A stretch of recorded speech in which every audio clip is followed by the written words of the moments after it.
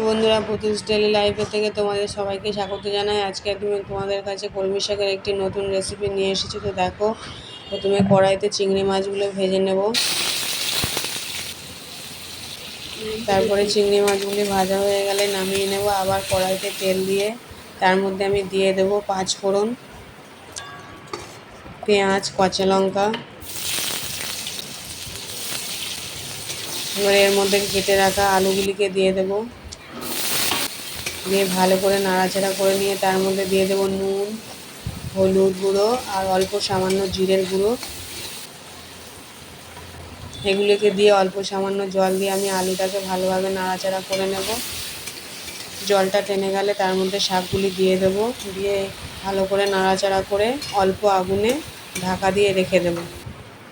এরকমভাবে 2-3 বার খুলে দেখে নেব। শাক আলু সব আমার ভালো মতো সিদ্ধ হয়ে গেছে বন্ধুরা। এবার ভেজে রাখা চিংড়ি মাছগুলো দিয়ে আমি নামিয়ে নেব।